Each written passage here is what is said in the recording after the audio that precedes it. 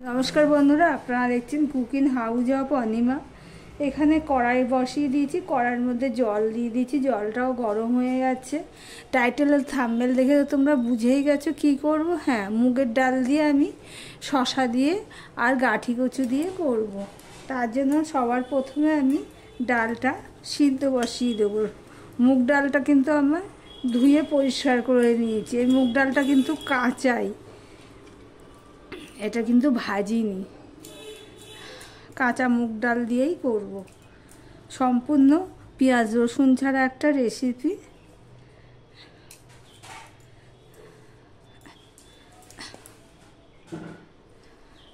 ডালটা ফুটতে ফুটতে আমি এখানে দেখো শসা নিয়ে নিয়েছি, শসাগুলো বুড়ো শসা আর কি, আর নিয়ে নিয়েছি কচুর গাঠি। ডালটা ফুটতে ফুটতে আমি এগুলো কেটে ধুয়ে পরিষ্কার করে নিয়ে আসছি। সঙ্গে থেকে বন্ধুরা দেখো, বন্ধুরা ডালটা প্রায় ফুটে উঠছে। এই অবস্থায় আমি এখানে যে কচুর গাঠিগুলো কেটে রেখেছি, দেখো এইভাবে গোল গোল করে কেটে রেখেছি, সেটাও আমি দিয়ে দিচ্ছি।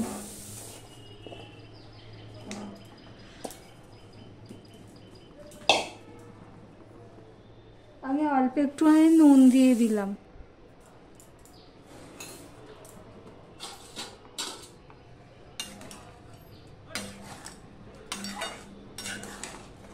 এবার ছোট করে দিয়ে আমি ঢাকা দিয়ে দেবো, ততক্ষণে আমি শসাটা কেটে নিচ্ছি। ডালটা সিদ্ধ হয়ে গেছে আর কচুটাও প্রায় সিদ্ধ হয়ে গেছে, আমি অফ ক্যামেরাতে দেখে নিয়েছি। আর শসাগুলো ঠিক এইভাবে কেটে নিয়েছি। এবার যেহেতু কচুটা প্রায় 80% সিদ্ধ হয়ে গেছে, তখন আমি শসাটা দিয়ে দিলাম 3টে কাঁচা লঙ্কা। আর এখানে দেখো সামান্য একটু গুঁড়ো লঙ্কা রেখেছি, মানে 1 চামচের 4 ভাগের 1 ভাগ। হাফ চামচের একটু বেশি হলুদের গুঁড়ো, 1 চামচ ধনের গুঁড়ো আর হাফ চামচ জিরের গুঁড়ো, সেটাও আমি দিয়ে দিলাম।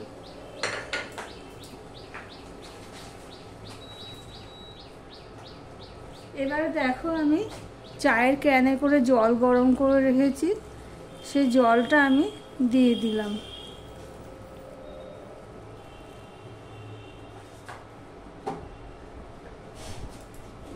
দিয়ে আমি সম্পূর্ণটা মিশিয়ে দেব সব মশলার সাথে।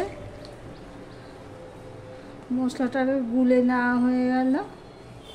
এবার শসাটা সিদ্ধ হওয়া পর্যন্ত আমি অপেক্ষা করব।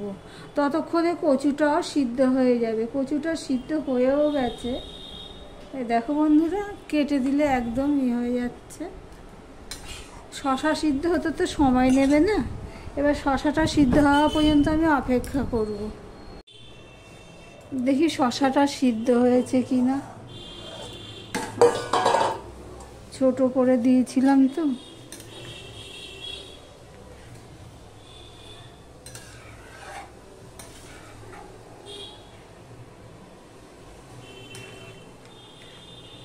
এই পর্যন্ত যারা ভিডিওটি দেখছো, লাইক দিতে ভুলে গেছো, চট করে একটা লাইক দিয়ে কন্টিনিউ করো বন্ধুরা। শসাটা এখনও সিদ্ধ হয়নি, আর একটু সিদ্ধ হবে, হাফটুকু সিদ্ধ হয়েছে।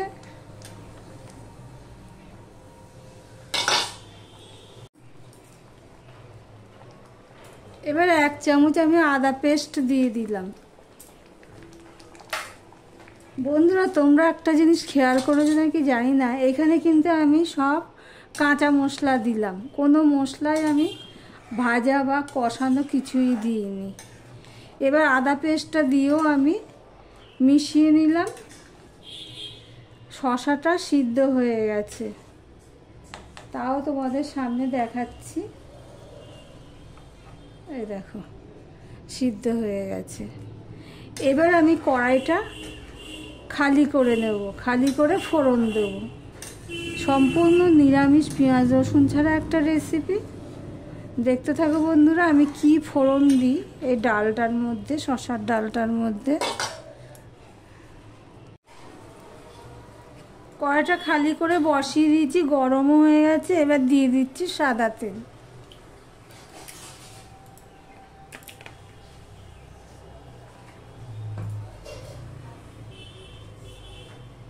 এখানে দেখো হাফ চামচের একটু কম আমি 5 ফোড়ন নিয়ে নিয়েছি, আর একটা শুকনো লঙ্কাকে আমি একটুখানি মাঝখান দিয়ে ছিঁড়ে নিয়েছি এই যে এখান দিয়ে।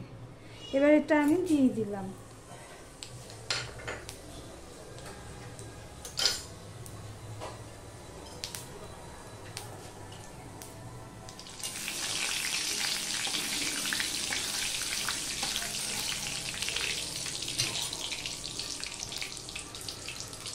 আর এখানে দেখো ফোড়নটা হয়ে গেছে।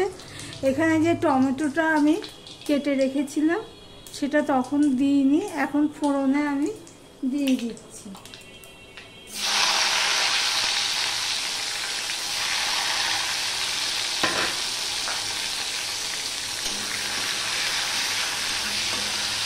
আমার ভিডিওটি যদি ভালো লেগে থাকে প্লিজ লাইক কমেন্ট শেয়ার করে দিয়ে, আর যারা নতুন বন্ধু ভিডিওটি দেখছে এখনো পর্যন্ত সাবস্ক্রাইব করোনি তো বলবো সাবস্ক্রাইব করে পাশে থাকার জন্য। টমেটোটা দিয়ে আমি মিনিট খানিক নেড়ে নিলাম, দেখি টমেটোটা নরম হয়েছে কিনা।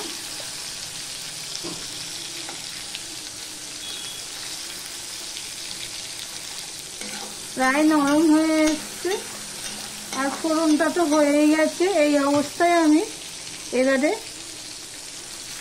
ডালটা দিয়ে দিচ্ছি।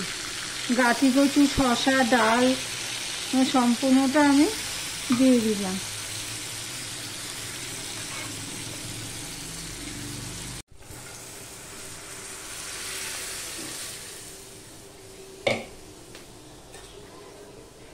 দেখো 2 থেকে 3 মিনিট আমি ফুটিয়ে নেব।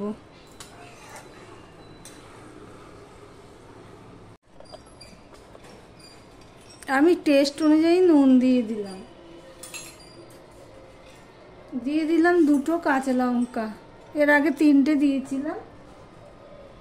দিয়ে দিলাম 1 চামচের মতন চিনি। নিরামিষ রান্না, চিনি না দিলে হবে না, তাই আমি 1 চামচের মতন চিনি দিয়ে দিলাম।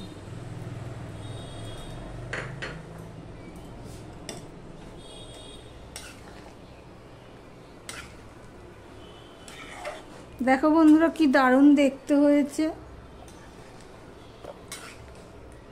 তাহলে আমার ভিডিওটি তোমাদের কাছে কেমন লাগলো কমেন্ট করে জানিও। আর ভিডিওটি যদি ভালো লেগে থাকে অবশ্যই পাশে থেকে যেতে পারো সাবস্ক্রাইবটা করে। নতুন বন্ধুরা দেখছো সাবস্ক্রাইব করে দিও বন্ধুরা। দেখো চিনি দিয়ে নুন দিয়ে সম্পূর্ণটা আমি মিশিয়ে নিলাম।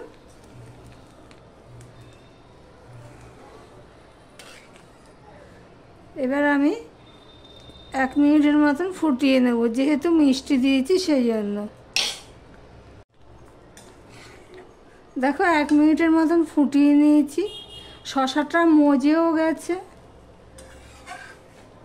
তাহলে ভিডিওটি আজকের মতন এখানেই শেষ করলাম। আবার অন্য কোনো সুন্দর সুন্দর রেসিপি নিয়ে চলে আসবো, সঙ্গে থেকো বন্ধুরা।